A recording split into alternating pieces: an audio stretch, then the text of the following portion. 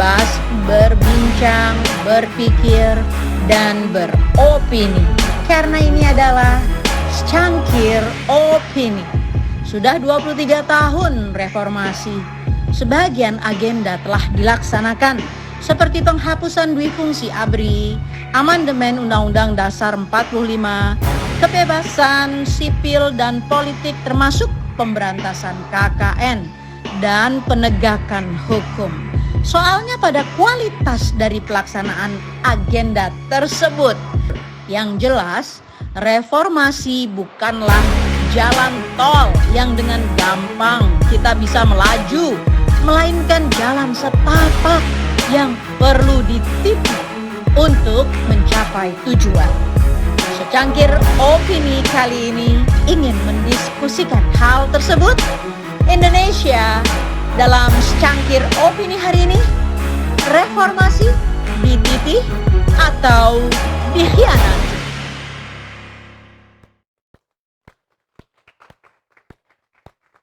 Ya, sobat dan kerabat semuanya, tadi kita berhenti dengan Pak Amin. Unfortunately ternyata Pak Amin harus meninggalkan kita. Ada urusan yang tidak bisa dilewatkan sehingga dia pamit, dan ini saatnya no Rocky, no party untuk mengata-ngatai reformasi. Silakan. Oke, saya pelan-pelan ya, karena reformasi juga lagi pelan-pelan. Atau bahkan udah berhenti itu. Jadi, kalau kita coba bikin evaluasi, kita mesti tetapkan dulu parameternya apa itu.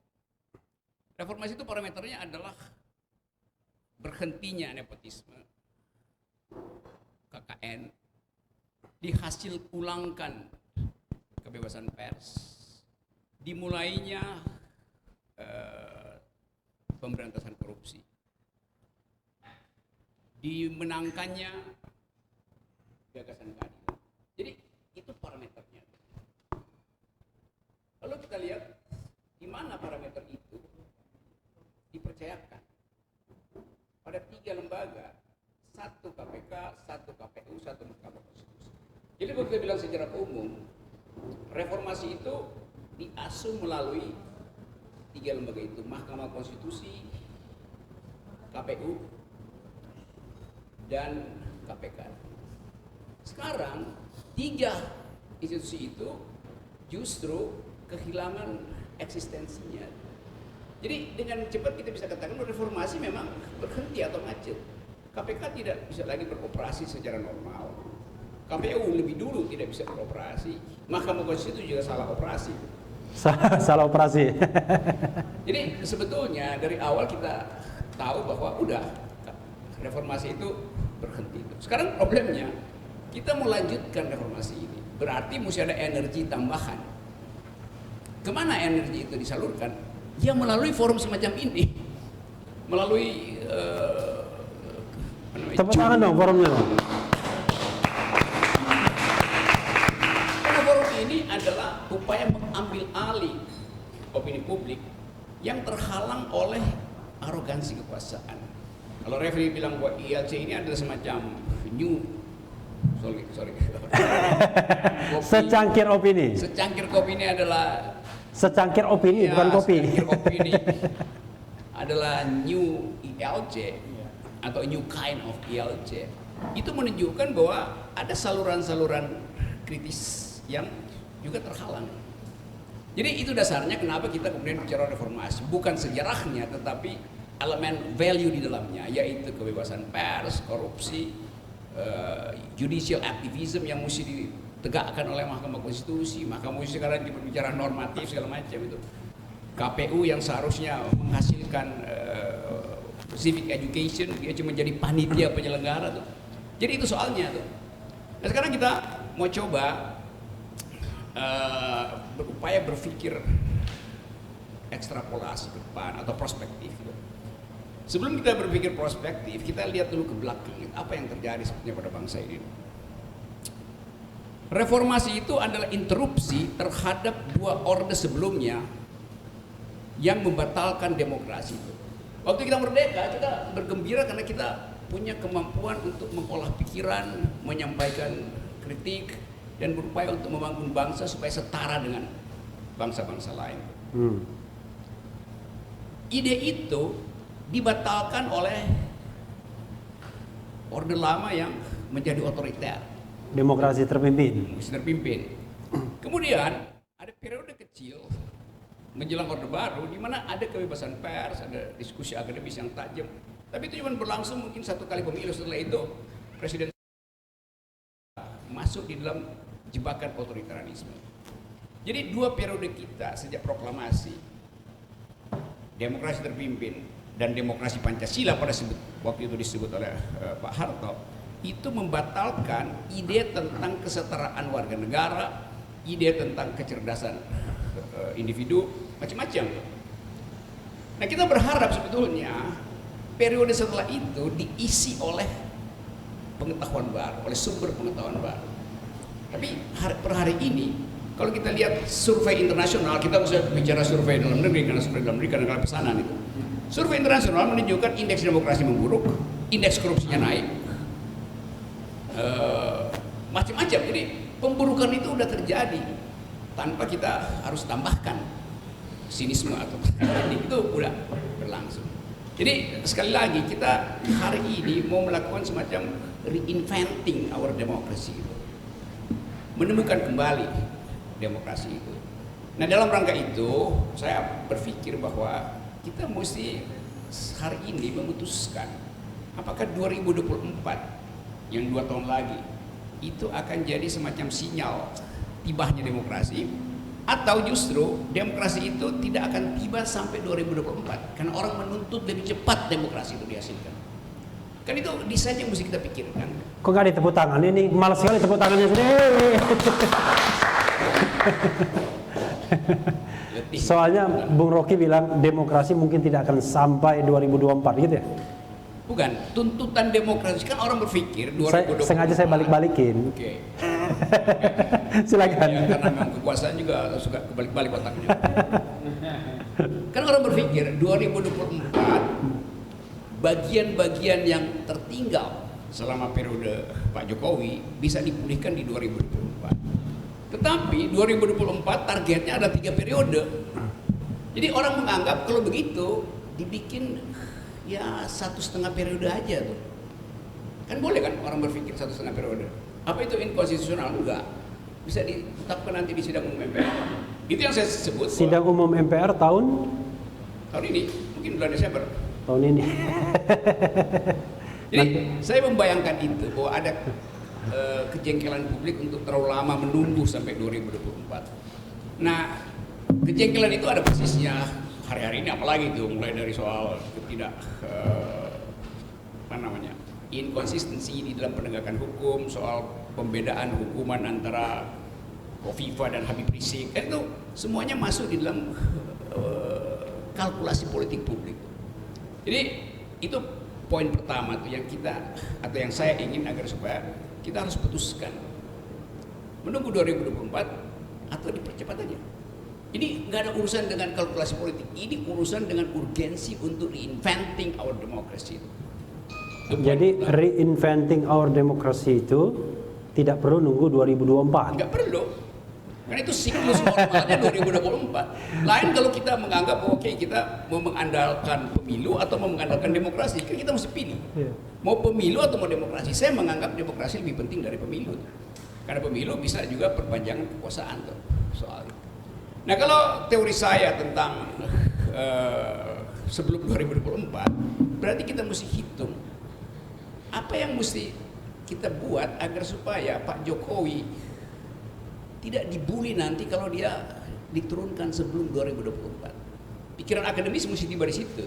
Tentu politisi akan bilang Anda berpikir seolah-olah mau bikin makar. Enggak, kita mesti hitung kalkulasi itu.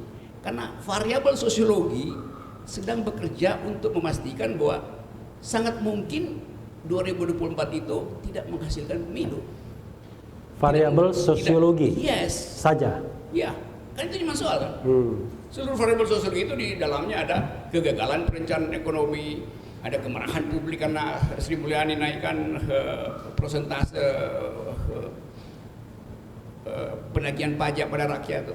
Jadi semua fasilitas itu harus kita kita bayangkan bisa terjadi sebelum 2024. Kalau kita mau bicara akademis gitu, lain kalau kita mau bicara ngeyel-ngeyelan, jangan dong kan. Presiden Jokowi sampai 2024 itu adalah waktu elektoral, tapi waktu demokrasi mungkin tidak sampai di situ tuh. Nah kalau itu nggak sampai di situ, kita mesti bayangkan apa yang mesti kita sediakan supaya Presiden Jokowi, kan bagaimanapun Presiden Jokowi dipilih oleh rakyat, supaya dia mengalami kelegaan, nggak mengalami olok-olok. Setelah itu kan bisa aja orang Presiden Jokowi setelah nggak jadi presiden, dia lewat di depan kopi bangsa, orang olok-olok tuh, wah Pinocchio lewat, misalnya tuh. Karena bangsa ini nggak bisa rela untuk tidak mengolok-olok. Itu yang terlihat selama ini kan, saling mengolok-olok, bahkan saling membenci. Orang udah mati pun diolok-olok. Si ini tokoh ini meninggal diolok-olok, lawannya meninggal juga diolok-olok. Jadi bagian buruk itu yang ada di kita, karena itu kita nggak perlu tunggu sampai 2024. Saya bikin kalkulasi akademik, bukan kalkulasi politik. Kalkulasi politik itu urusan tukar tambah di antara partai-partai lah. Jadi, urusan tukar tambah. Saya hanya memantau variabel-variabel sosiologi yang sedang menyediakan diri untuk mempercepat perubahan. Sebelum terpancing untuk bicara hal yang lebih subversif, saya berhenti di sini. Terima kasih. Nggak apa-apa. Jadi Bung Rocky, terutama Bung Boni Hargens ya, kita frankly speaking kan, kadang-kadang yang namanya main bola biliar tuh bola sodoknya kemana gitu, mantulnya kemana ya. Dan ini tantangan buat Bung Boni Hargens, karena tadi ada pemikiran-pemikiran yang bagi Bung Rocky akademik, termasuk berpikir bahwa Presiden Jokowi tidak sampai 2024 itu bisa juga dikatakan sebagai kalkulasi akademik. Walaupun Bung Boni Hargens pernah mengatakan itu ada kelompok-kelompok yang ingin menjatuhkan Presiden Jokowi. Dia sebut juga Refli Harun ikut-ikutan gitu. Pak ya teman-teman. Masih ada waktu ya? Masih ada waktu ya? Oke, silakan Bung Boni. Sekuat-kuatnya dan segenjar-genjarnya untuk membantah Rocky Gerung. Terima kasih Bung Refli yang punya acara sama Pak Rocky. Saya pikir begini, kita bicara pada konteks akademik, teoritis. Transisi demokrasi itu memang tidak pernah ada ukuran yang mutlak. Kapan dia dianggap berhasil, kapan dia bisa dikatakan fase ini selesai. Jadi transisi demokrasi itu kan beragam. Ya. Ada yang matangnya cepat, ada yang prosesnya lamban, tergantung sebetulnya kultur politik masyarakatnya juga, dan juga kesiapan dari kultur elit. Tidak hanya soal masyarakat tapi juga level atasnya, bangunan atas dari satu tatanan sosial politik. Di negara-negara Amerika Latin saya kira juga transisinya nggak pernah berhenti. Kenapa? Karena ketika pada satu fase masyarakat sipilnya matang, tapi pada saat yang sama elitnya tidak matang. Pada satu fase elitnya matang, civil society-nya sudah terbelah. Nah akhirnya kemudian bergumul terus dengan transisi. Irak juga mengalami itu saya kira sejak 2013. Orang kemudian melihat, oh ternyata ketika kepemimpinan itu diambil alih oleh tokoh agama, ternyata di dalam mereka juga terjadi faksionalisasi, friksi yang tajam. Misalnya kelompok Syiah Sunni itu juga pecah belah. Apa yang terjadi pada saat yang sama, kekuatan pasar liberal masuk, perusahaan-perusahaan asing masuk, akhirnya kemudian menentukan arah ekonomi dan akhirnya arah politik di Irak. Nah saya kira Indonesia jauh lebih baik dari semua ini. Kita sudah melewati fase Indonesia jauh lebih baik daripada proses transisi politik di banyak negara yang gagal. Kenapa saya katakan demikian? Pertama, pada aspek prosedural, Indonesia sudah sukses membangun suatu bangunan konstruksi demokrasi yang ideal. Di sana ada bangunan dasar 3 pilar itu, eksekutif, yudikatif, legislatif, dan juga ada beberapa auxiliary bodies yang juga sangat diperlukan, seperti ada KPK, adanya ombudsman, adanya Mahkamah Konstitusi dan sebagainya. Dan pada sisi lain juga kita melihat masyarakat sipil kita juga mengalami kemajuan yang sangat signifikan dengan kebangkitan media massa sebagai agen perubahan, terus kemudian juga kebebasan berpendapat, kebebasan berserikat, muncul banyak elemen-elemen civil society yang kuat. Cuman harus saya akui juga bahwa pada saat yang sama ada satu ranah di dalam relasi antara negara masyarakat yang saya lihat ruang yang tidak pernah disasar, yaitu ruang di mana pengaruh modal itu menjadi sangat sentral, pengaruh uang itu sangat sentral. Maka Bung Refli, saya punya satu jurnal ilmiah tentang tulisan ilmiah tentang ini, adanya yang saya bilang conflictual relationship antara negara dengan masyarakat. Nah, kenapa terjadi relasi konfliktual? Itu sebetulnya di sana letaknya. Ada ruang di mana uang yang kemudian saya terjemahkan dalam bahasa yang lebih sistemik sebagai oligarki itu kemudian mengambil peran yang sangat serius. Nah, ketika terjadi gesekan antara masyarakat dan negara dalam hal kebijakan ataupun keputusan politik ataupun berkaitan dengan tuntutan-tuntutan perubahan, nah justru kelompok oligarki ini menganggapnya sebagai amunisi, dan ini kemudian dijadikan mainan politik. Nah, disitulah sebetulnya relasi itu makin menjadi tajam dan keras. Ada keterlibatan dari kelompok oligarki di dalam mempolitisir, mengkapitalisasi relasi negara masyarakat yang memang relatif konfliktual. Nah, dalam hal mana relasi ini kemudian relatif konfliktual, nanti saya akan bicara pada aspek substansi dari transisi politik kita. Jadi tadi pada aspek prosedural, saya kira kita mengalami kemajuan yang besar. Kita punya kesiapan institusional, pelembagaan demokrasi sudah sukses, di fungsi ABRI kita sudah punya Undang-Undang Nomor 34 tahun 2004 di mana TNI kemudian kembali ke barak, dan kita lihat juga TNI kita makin profesional, punya kemajuan di dalam sistem berpikir mereka terhadap demokrasi dan juga di dalam pelaksanaan tugas dasar dalam aspek pertahanan keamanan. Nah, bahwa kemudian ada beberapa kasus yang kita anggap sebagai persoalan, ya seperti di berita media massa beberapa waktu lalu soal ada oknum yang aktif kemudian menjabat di di pemerintahan misalnya, di institusi BUMN misalnya, itu sempat diributkan. Non-TNI bukannya? Ya, belum sempat diributkan, dari kepolisian juga ada. Saya kira semua itu sudah dibereskan juga.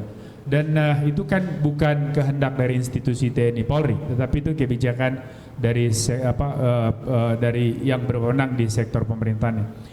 Nah, saya mau mengatakan bahwa kita jauh lebih baik dari banyak negara postkolonial yang sebetulnya sampai hari ini masih gagal berdemokrasi. Nah, yang kedua pada aspek substansi, saya perhatikan proses pemilu setelah 1998 meskipun penuh diwarnai oleh gejolak, banyak pertentangan, banyak kontestasinya cukup keras, tetapi sebetulnya kita sukses. Bagaimana demokrasi itu ditentukan oleh arus kehendak publik. Tentu di dalam praktek demokrasi dimanapun di dunia ini tidak ada satupun negara di mana suara rakyat 100% menentukan pilihan politik yang berlaku di suatu negara.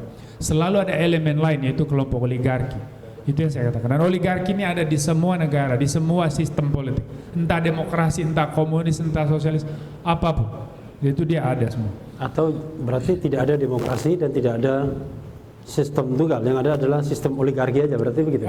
That's why. Kan dalam sistem apapun katanya. Itu sebabnya saya kebetulan disertasinya soal itu, dan saya sedang menulis satu buku tentang hukum kekekalan oligarki. Artinya bahwa mereka akan terus, apapun sistem politiknya, seperti apapun kadar demokrasi itu, dia akan terus bermain di situ dan menjadi penentu dari seluruh arus itu. Nah, maka diskusi kita sebetulnya kalau kita bawa lebih detail, ini kita bisa memperkarakan banyak oligarki terutama di sana. Ya, tetapi saya mau bilang secara substantif proses transisi politik kita ini sudah sukses. Presiden Jokowi itu muncul sebagai hasil dari reformasi. Presiden Jokowi adalah produk dari sebuah kebebasan politik, produk dari sebuah kemajuan masyarakat sipil. Kita tidak pernah bisa membayangkan bahwa seorang anak tukang kayu bisa menjadi presiden.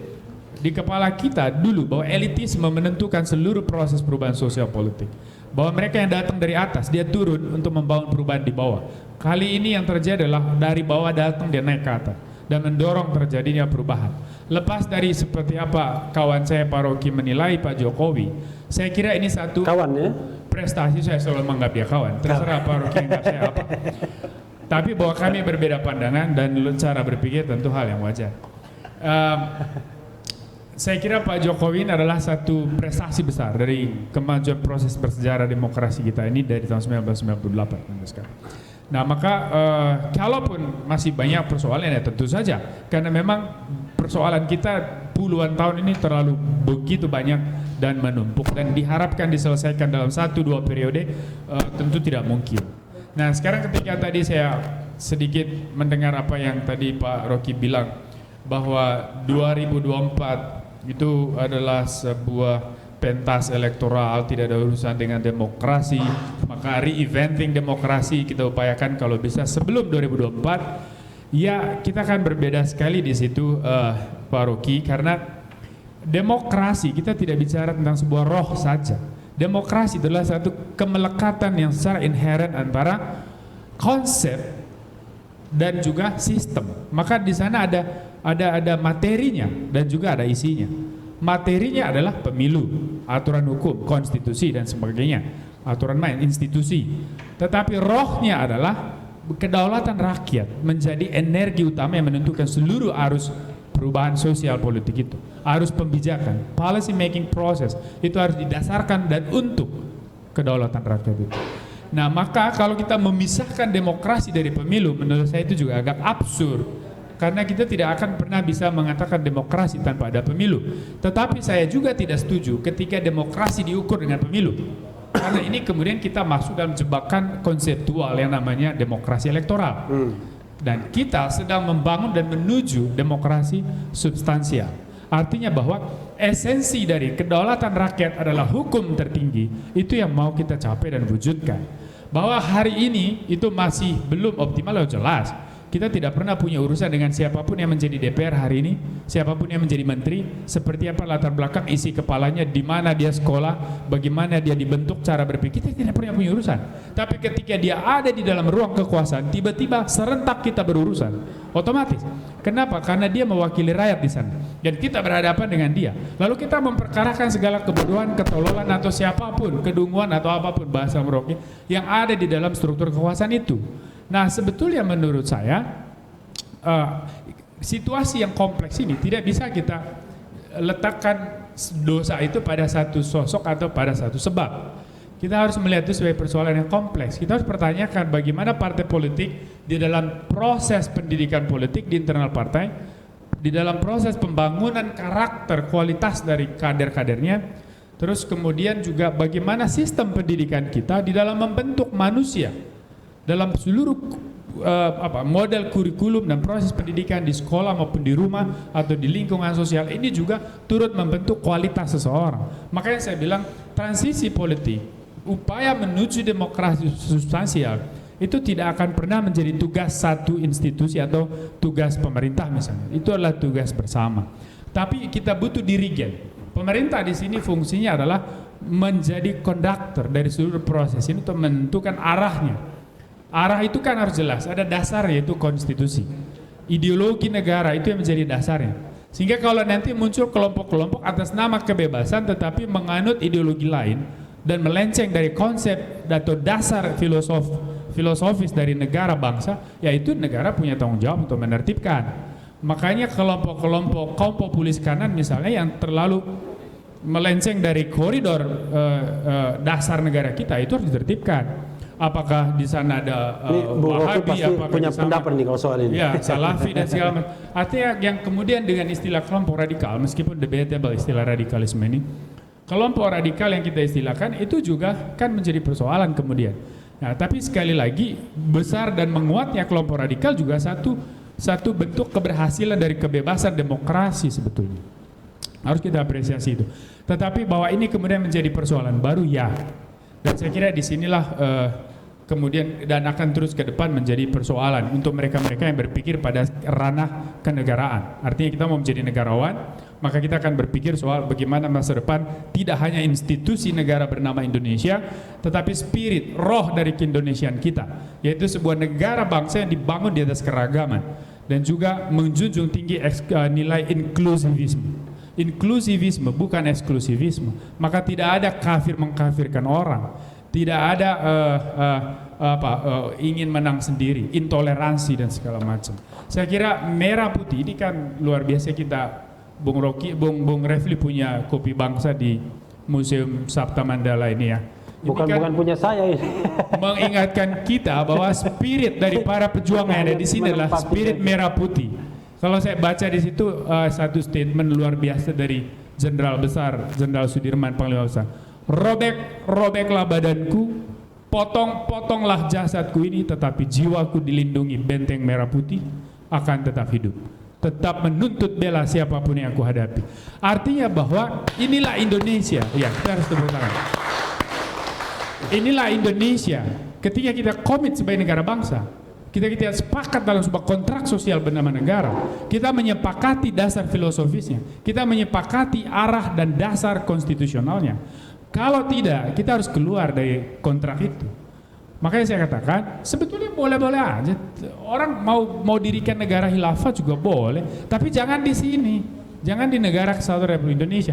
Boleh-boleh aja, yuk mau bangun negara Papua Merdeka, tapi jangan di Papua. Yuk bangun di luar, karena Papua itu bagian dari Indonesia.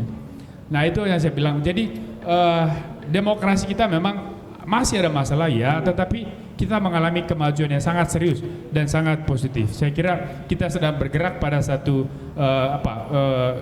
laju, pada trajektori yang tepat lah. Ke depan kita akan melihat Indonesia lebih baik. Terima kasih. Iya. Cuma tadi satu yang saya ingin garis bawahi, pastikan. Itu panggilnya Bung Rocky, Om Rocky atau Pak Rocky? Soalnya saya lihat tadi Pak Rocky, Om Rocky, Bung Rocky, gak jelas. Nah, itu. Saya kira yang penting ada Rocky-nya. Ada Rocky-nya ya. Dan yang tidak boleh itu adalah membangun negara merdeka Papua di tanah Papua. Papua. Jangan pernah ada. Atau Rocky Merdeka boleh dibangun tapi di Rocky Mountain. Rocky. Ya, sobat kerabat semua, kita akan kembali lagi.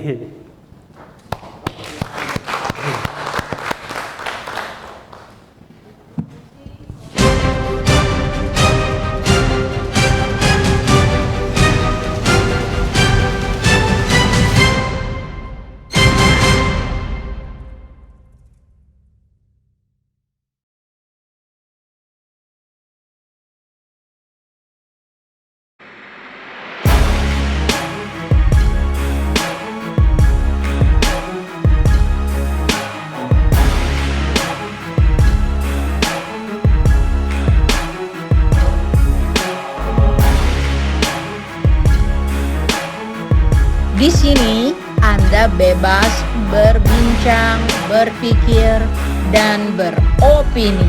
Karena ini adalah Secangkir Opini. Sudah 23 tahun reformasi.